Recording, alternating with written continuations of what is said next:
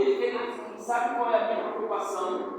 Nós queremos subir para o céu sozinho? Não. Eu tenho certeza que, se não todos, a maioria de nós que estamos aqui, temos pessoas na nossa família que ainda não aceitaram Jesus como Salvador da sua vida. Eu sei que alguns têm lutado, têm orado, têm buscado a Deus. Deus, transforma a vida do meu filho. Deus, transforma a vida do meu pai, da minha mãe. Eu sei que tem pessoas que têm orado. Mas será que nós temos orado o suficiente? Eu quero compartilhar com vocês uma história de um grande pregador da igreja adventista. Ele, a vida toda, congregou ali na igreja de Barros. A sua mãe, uma mulher de Deus, uma mulher de oração. Esse grande pregador que eu estou falando é o irmão Bartolomeu.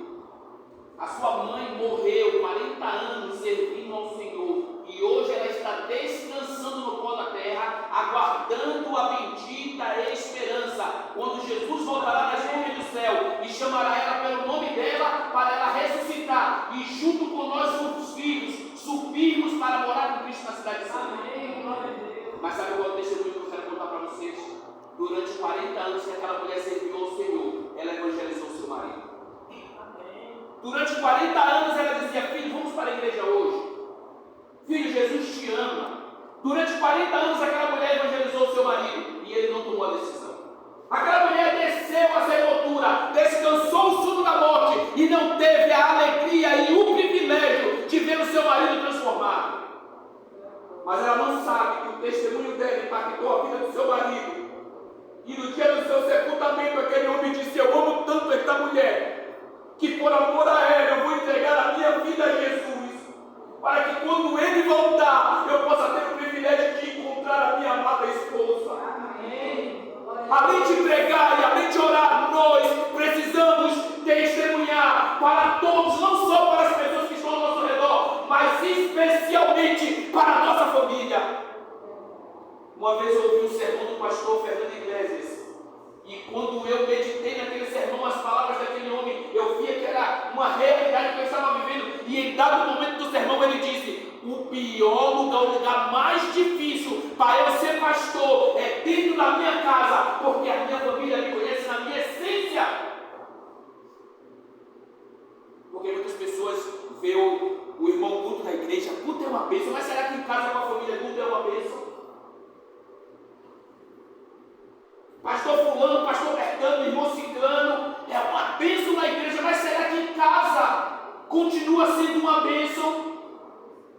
Queridos, o texto que nós vamos meditar hoje está no livro de Marcos, no capítulo de número 2. E no livro de Marcos, no capítulo número 12, irmãos, vem falando sobre um milagre que Jesus realizou. Vem falando sobre uma cura que Jesus realizou. E essa cura não seria realizada, irmãos, se alguém não tivesse tomado uma atitude.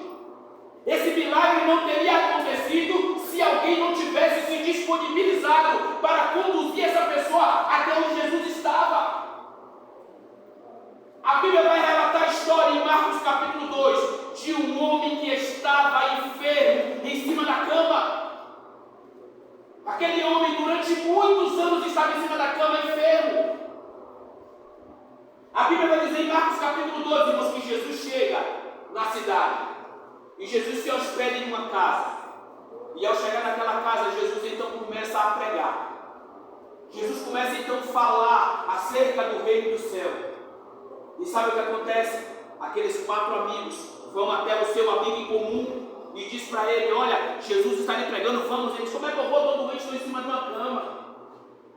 Aqueles 4 amigos se mobilizaram, se sensibilizaram com a situação daquele amigo que não podia ir até a presença de Deus. Aqueles amigos disseram: não tem problema, nós vamos te levar até lá. Aqueles 4 amigos pegaram a cama, e isso é um pensamento do pregador. Eu imagino cada um pegando no pé da cama e dizendo: bora lá que a gente vai chegar lá na casa, a gente vai te levar na presença de Jesus.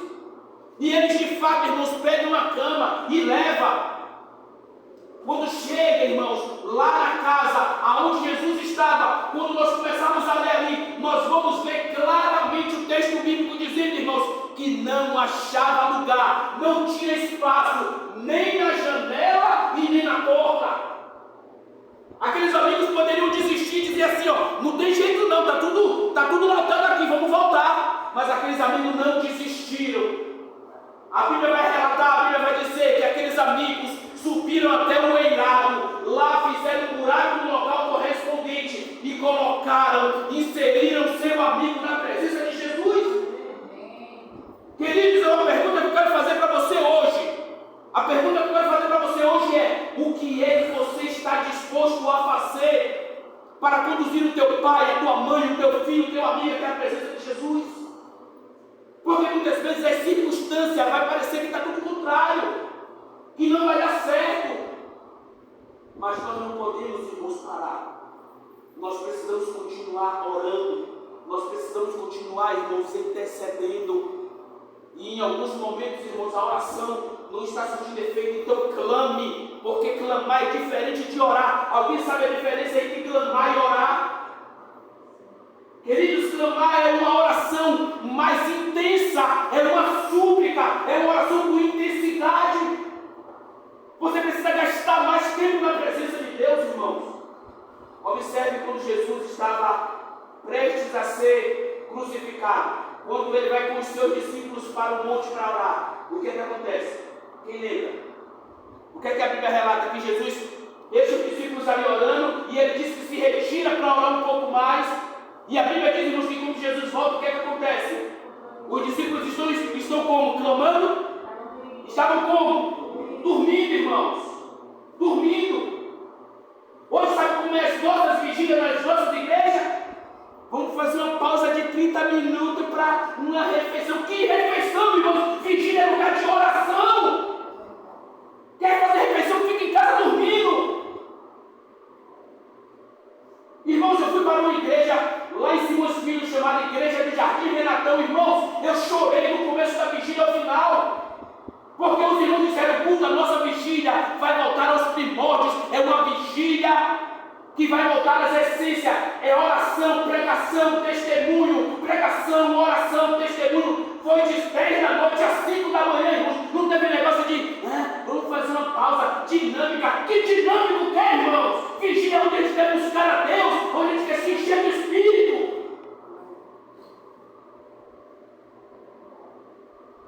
Há 2 anos atrás eu fui convidado para participar do encontro Um Dia com Deus, aniversário da igreja do Uruguai, os 47 anos da igreja do Uruguai. Agora no mês de agosto a igreja completou, acho que foi 50 ou foi 51 anos, não lembro. Eu estava na igreja, na parte de baixo, porque a igreja do Uruguai dividiu, porque tem muitos idosos, então fez uma classe embaixo para alguém pregar para os idosos e a igreja continuou na parte de cima. E me lembro que há 3, 4 anos atrás eu estava naquela programação belíssima, Um Dia com Deus. Começou o culto na sexta-feira, às 5h30 da tarde, e terminou no sábado, 5h40 da tarde. O povo orando, buscando a Deus. Sabe como foi o aniversário da igreja? Em vigília, orando, clamando pelos seus familiares, clamando por nós mesmos, para nós nos fortalecermos. Nós precisamos entender, irmãos, que nós estamos em um tempo onde nós estamos, irmãos, em batalha. E em batalha não é lugar, irmãos, de nós ficarmos despercebidos. Batalha é um lugar de você ficar preparado, apercebido com o que está acontecendo, porque senão você pode ser atingido. Nós estamos em uma batalha espiritual entre o bem e o mal. Nós não podemos, irmãos, em meio à batalha que nós estamos enfrentando, o título da semana é o título da semana de oração é Semana da Esperança, a última batalha. Nós estamos já, irmãos, no início dessa batalha. Nós já estamos vivendo essa batalha.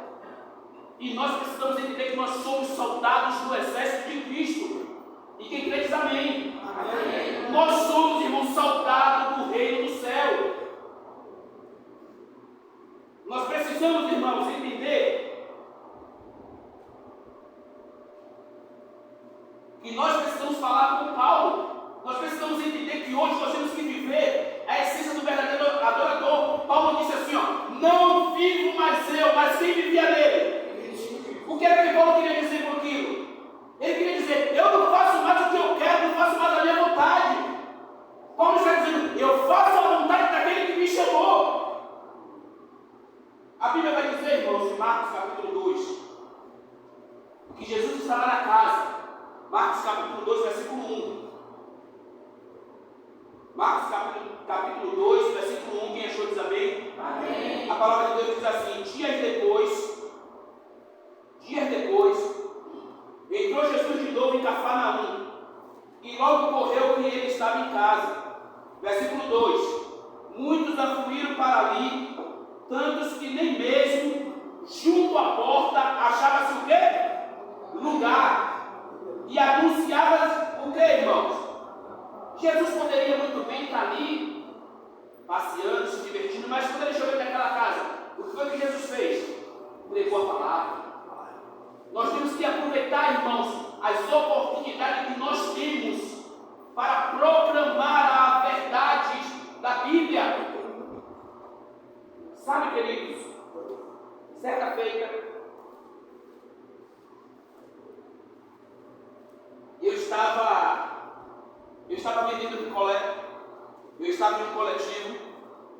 Nessa época, já se faz mais ou menos uns 10 anos que isso aconteceu. Nessa época, eu estava pegando picolé na sorveteria Pão da Lima.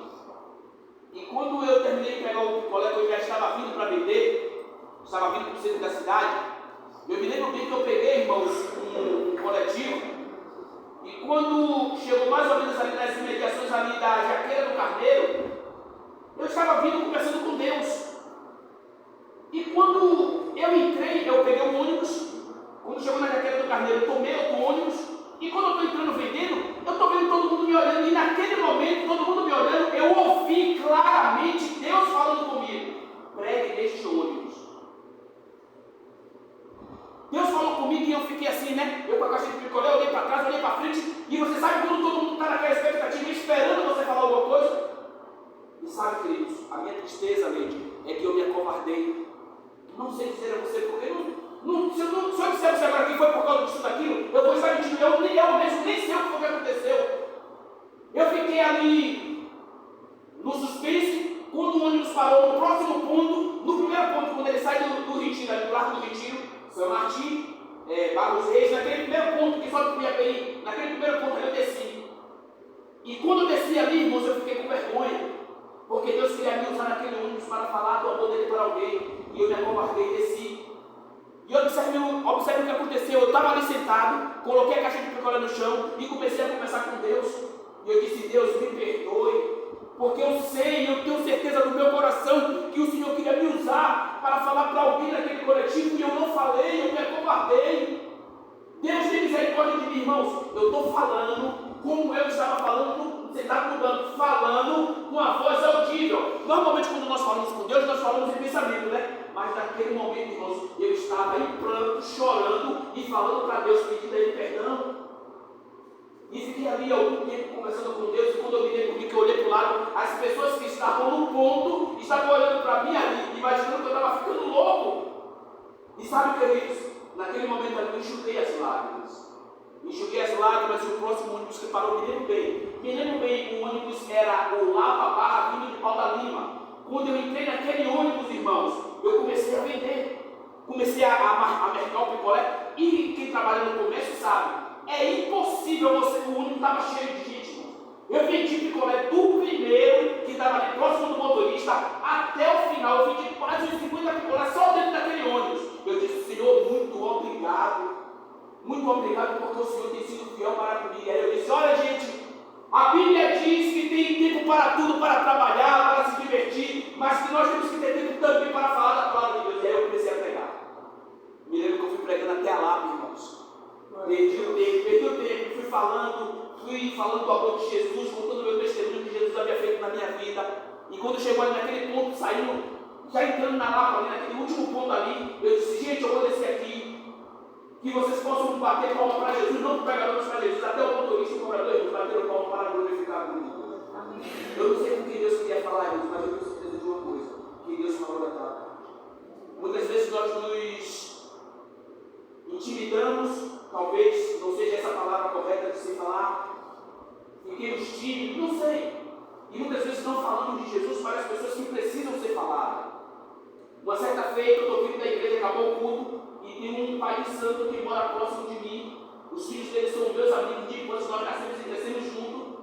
E quando eu estava vindo evangelizando, acabou o culto, eu estava vindo evangelizando. E quando ele estava vindo na minha frente, eu já peguei o folheto para dar a ele. Irmãos, acredite em Deus, eu não sei explicar o que aconteceu. Eu estou com o folheto já aqui na mão para dar a ele. Eu queria entregar o folheto para ele e a minha mão ficou como se estivesse pesada. Eu não consegui entregar o folheto para aquele homem. E eu falei para ele assim: Senhor, ficou tudo bom? Jesus te chama ele, amém. Amém, meu querido. Jesus te abençoe também. E eu não consegui entregar o folheto para ele. Eu consegui falar, mas eu não consegui entregar o folheto para ele. Mas eu tenho orado por ele, para que Deus transforme a vida dele. Além de estar orando por ele, queridos, 2 dos seus filhos que nasceram e cresceram dentro da magia dele, dentro da Umbanda, do Candomblé, já tiveram suas vidas transformadas para a glória de Deus. Glória a Deus! Sabe, queridos, Deus ele pode fazer a obra. Só basta nós nos colocarmos como instrumento nas mãos dele para sermos usados, irmãos. Ele só está esperando eu e você, nós nos colocarmos como instrumento disponível na obra dele para ele nos usar, para que o nome dele seja glorificado. Sabe, queridos, olha o que o texto diz. Nós lemos o verso 3, não foi? Até o verso 3? Não, até o verso 2. Lemos o 1 e o 2. O verso 3, a Bíblia diz assim, ó: alguns foram ter com ele, conduzindo um paralítico, levado por 4 homens, e não podendo aproximar-se dele, por causa da multidão, descobriram o eirado no ponto correspondente ao que ele estava, e fazendo uma abertura, baixaram o leito em que jazia o doente. Verso 5: vendo-lhe a fé, Jesus lhe disse ao paralítico: filho, os teus pecados então o quê? Perdoados. Queridos, eu queria fazer uma pergunta para você esta noite. Aqueles 4 amigos, quando resolveram pegar o seu amigo ali que estava doente e levar até a presença de Jesus, eles levaram ele ali para ser perdoado ou para ser curado? Para ser curado. Para ser curado. E você já se perguntou em algum momento por que Jesus, ao invés de dizer que está curado, Jesus diz: filho, estão perdoados os teus pecados? Será que realmente foi por isso? Jesus é a vida, ele perdoa todos os pecados, e Jesus mais em tudo. No coração dos amigos dele era para ser curado, mas o coração de Cristo era para ser salvo. Está toda a redonda na linha de raciocínio correta, mas sabe, queridos, quando Jesus, ao invés de proferir palavras de cura para aquele rapaz, Jesus primeiramente diz: filho, estão perdoados os teus pecados. Porque eu e vocês, irmãos, podemos entrar no céu faltando um braço, um olho, uma mão, ou até mesmo doente, mas nós não podemos entrar lá na taxa do pecado. Jesus hoje não está preocupado em curar os enfermos, mas sim salvar os perdidos. Jesus hoje, irmãos, a preocupação dele não é que eu e você sejamos curados de uma enfermidade, mas se ele quiser, ele cura. Jesus hoje, irmãos, está disposto a perdoar pecados para que nós estejamos preparados para estar com ele naquele grande dia. E observe que, se você olhar o contexto da história, quando Jesus fala isso, ele fala também por um motivo. Tinha uma multidão ali, e olha o que a multidão falou. Depois que Jesus olha para o jovem que está sendo inserido ali por seus amigos para ser curado, Jesus diz: filho, estão perdoados os teus pecados. Olha o que acontece em seguida. Olha o que a Bíblia diz aí. No verso 5, ele diz que estão perdoados os seus pecados. Aí no verso 6 a Bíblia diz assim, ó: mas alguns dos escribas estavam ali assentados, e ali eles arrazoavam em seu coração. No verso 7 a Bíblia diz: por que fala este deste modo? Isto é o que, irmãos? Os escribas e os fariseus, eles estavam no seu coração dizendo: ele está pecando, ele está blasfemando, dizendo que pode perdoar o pecado deste homem. Jesus também, quando falou para aquele rapaz que estava perdoando seus pecados, Jesus queria, irmãos, Jesus queria causar no coração daqueles homens ali o sentimento de também terem o desejo de serem perdoados. Porque quando eles dizem: ele está pecando, está blasfemando, Jesus fala para eles: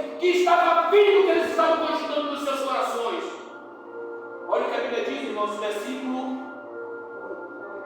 8. E Jesus, percebendo logo no seu espírito que eles assim arrazoavam, disse-lhe: por que arrazoais sobre essas coisas em vosso coração? Perceberam? Jesus está dizendo: por que vocês falaram isso nos seus corações? E aí ele continua dizendo: qual é o mais fácil? Dizer a este paralítico: estão perdoados os teus pecados? Ou dizer a ele: levanta, toma o teu leito e anda? Vamos fazer aqui uma reflexão, irmãos. O que é mais fácil? A Bíblia diz que Jesus falou que hoje nós faríamos coisas maiores do que o que ele fez. E por que nós não estamos fazendo? Ele nos dá autoridade para isso. Mas ele não vai dar a qualquer um, irmãos. Ele vai dar àqueles que buscam. Ele vai dar àqueles que oram, que clamam por isso, para receberem a plenitude do Espírito Santo. Para nós hoje aqui, aí, qual é o mais fácil?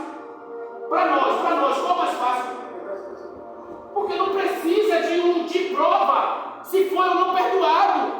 Mas para eu dizer: você está curado, você está com a doença tal, agora em nome de Jesus você está curado, aí vai precisar de prova.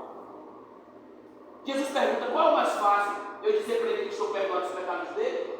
Ou dizer para ele: levanta, como tu lhe amo? Porque aquele homem era coxo, aquele homem estava paralisado, aquele homem não andava. E para Jesus dizer: toma o teu leito, levanta e anda, ele teria que mostrar que estava de fato curado. Aí olha o que a Bíblia diz, versículo 10.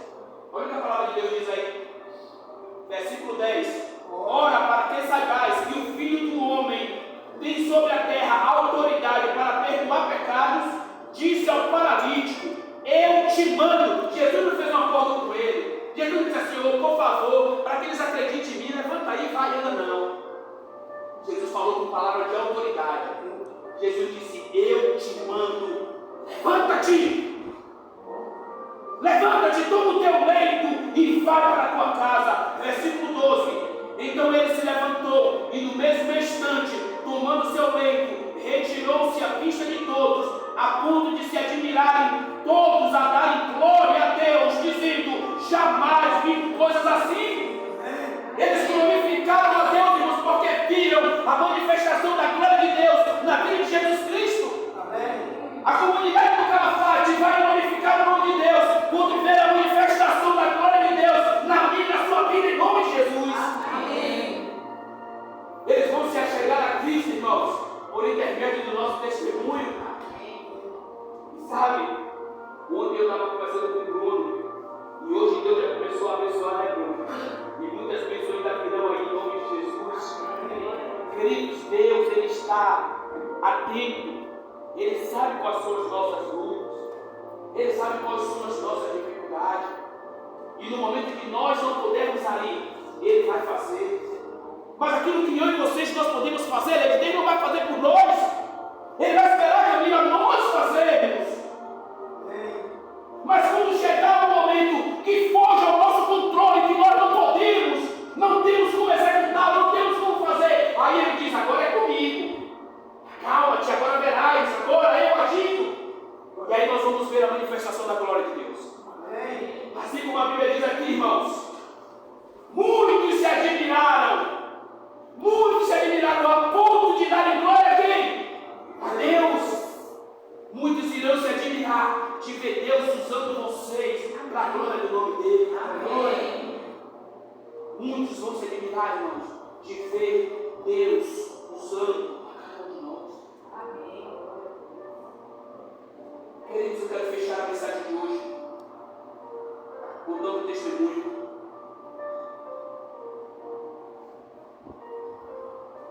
Eu estava olhando aqui, eu sempre faço as minhas anotações na Bíblia. E eu estava olhando aqui para ver se eu já havia contado esse testemunho aqui, procurei aqui, não achei. Não lembro se eu já contei, se eu já contei, vou contar novamente. Esse testemunho aconteceu na cidade de Saúde, na Associação Bahia Norte, Distrito de Saúde, Igreja de Saúde, a Igreja Central. Eu estava fazendo evangelismo ali para a glória de Deus lá. E sabe, queridos, um fato me emocionou. Porque como vocês estão estão vendo, eu prego sem microfone, né? Eu tenho esse costume, eu gosto de pregar sem microfone. E quando nós... Eu acho que eu contei essa semana.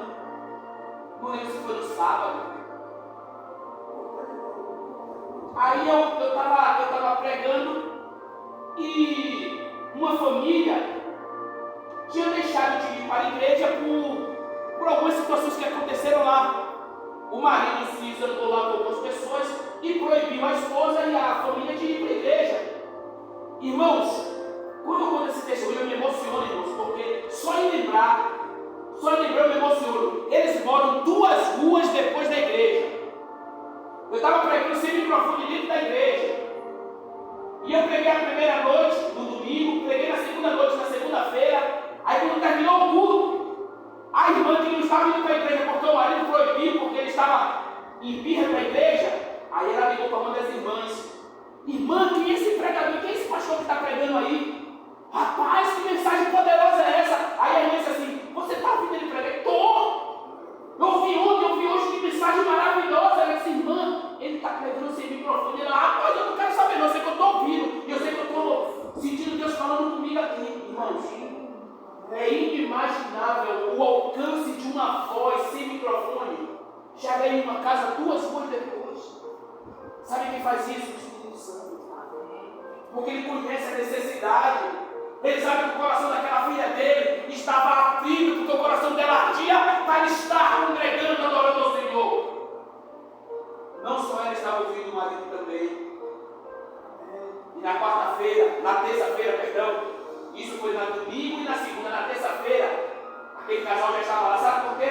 Porque quando a irmã ligou, a irmã me noticiou, aí vai eu, a irmã e o ancião lá, fizemos uma visita, conversamos, esclarecemos algumas coisas, fortalecemos a vida dos irmãos, e na quarta-feira eles já estavam lá. Na quinta-feira eles já levaram os vizinhos. Na semana seguinte, aqueles vizinhos que foram levados já haviam tomado a decisão, pertenciam a outra congregação. E agora decidiram que queriam fazer parte daquela congregação e tomaram a decisão pelo santo batismo. Amém. E hoje estão lá para a glória de Deus. Amém. Tem coisas que nós não imaginamos. Tem coisas que nós achamos que não vai dar a solução, não vai ter resultado. Talvez alguém vai dizer assim, fazemos tanta semana de oração, não tem resultado, não tem batismo. Faça a semana de oração porque vai fortalecer a vida dos irmãos. Amém. O nosso objetivo de fazer evangelismo e semana de oração é para que mais pessoas se acheguem a Cristo. Mas se esse objetivo não for alcançado, pelo menos que a fé dos irmãos seja fortalecida. Amém. Mas Deus ele não surpreende. Deus ele tem muito mais para fazer do que aquilo que nós imaginamos. E sabe o que ele disse nesta noite? Eu quero orar por você. Cadê a irmã? A irmãzinha lá no canto, irmã, é a senhora mesmo. Vem cá. Em nome de Jesus. Vem cá, não faça o favor, vem aqui. Eu orar pela senhora, me dê o privilégio de orar pela senhora, pela sua família. Ela eu já chamei. Agora você, eu vou orar por você, se você aceitar o apelo. Minha filha, fica perto de mim. Eu vou orar por você se você aceitar o apelo. Se você nesta noite dizer, Senhor, eu quero ser um canal de bênção para outras pessoas. Senhor, eu quero que o Senhor me use como um instrumento poderoso para que eu possa conduzir pessoas a tomar a decisão contigo. Senhor, eu quero que o Senhor me ajude para que eu possa conduzir a minha família para os teus retos caminhos. Se esse for o seu desejo, eu quero orar por você. Eu quero que você se coloque de pé para que eu possa orar por você, clamando pela descida do Espírito Santo sobre as nossas vidas. Porque a Bíblia diz em 1 Samuel 10,6 que quando o Espírito de Deus estiver sobre um homem ou sobre uma mulher, este homem ou esta mulher será transformado para a glória de Deus. Então, se nós queremos conduzir as pessoas para tomar a decisão por Cristo, nós temos que clamar pela descida do Espírito Santo, porque é o Espírito Santo que vai convencer eles. A Bíblia diz em João 16,8, ou é 8,16, não sei, depois vocês podem dar uma olhada, ou é João 8,16, ou é João 16,8. A Bíblia diz que quem convence o homem do erro, do pecado e da justiça é o Espírito Santo. Então, nesta noite eu quero orar por você. A irmã foi uma das que confirmou essa mensagem. Quando ela fez a oração dela, ela fez um clamor pela vida do filho, pela vida de pessoas que estão aí fora, que são convidadas e que não se sentem motivadas a vir. Então eu quero orar por ela, pela família dela, para que Deus acalente o coração dela, para que Deus acalme o coração dela, para que Deus confirme no coração dela que a promessa que Ele fez de que estaria cuidando não só dela, mas da família dela, vai se cumprir em nome de Jesus. Amém. Querido Deus e eterno Pai, neste momento, Senhor, nós queremos nos apresentar diante do Teu altar. Nós queremos Te implorar, Te suplicar que o Senhor derrame sobre nós o Seu Santo Espírito. Nós queremos Te implorar, ó Deus, que o Teu Santo e Divino Espírito desça sobre nós para nos batizar, para nos transformar para a glória do Teu Santo Nome. Mas que essa transformação não aconteça só em nós, também em nossos familiares, nos nossos amigos, vizinhos, naquelas pessoas que estamos estudando a Tua Palavra.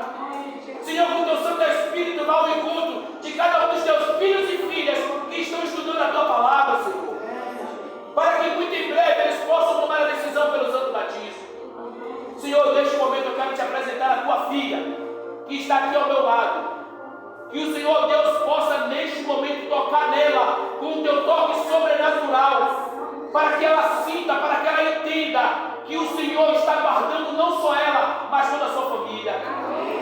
A Tua palavra diz que o Senhor comissionará um anjo para que guarde a entrada e a saída dela, para que guarde não só ela, mas a parentela dela. Que os anjos do Senhor estejam acampados não só ao redor do filho dela, mas de todos aqueles que estejam naquele aldeão. Por favor, Senhor, para que o Teu nome seja glorificado. Nós não merecemos nada de Ti, mas nós estamos Te pedindo, nós estamos Te suplicando, que pela Tua infinita misericórdia, se for a Tua vontade, nos dá o privilégio de amanhã ver a Tua filha aqui testemunhando do milagre que o Senhor realizou. Senhor, e as pessoas que nós estamos convidando, as pessoas que os Teus filhos e filhas que congregam aqui no Calafate estão convidando para vir para a Tua casa, Senhor, por favor, envia o Teu Espírito Santo adiante deles agora, Senhor, para que aonde essas pessoas estiverem, eles sejam tocados pelo Teu Santo Espírito, a ponto de sentirem o desejo de vir para a Tua casa, Senhor, ouvir a Tua palavra, e que se eles assim aceitarem o chamado do Espírito Santo para vir ouvir a Tua palavra, ao chegar aqui, que ele seja impactado pela mesma e seja transformado para a glória do Teu nome. Abençoa a Tua igreja, Senhor. Nos despede não da Tua presença, mas da Tua casa de oração. Nos leva em paz para os nossos lares, na companhia dos Teus santos anjos. Nós oramos em nome de Jesus. Amém.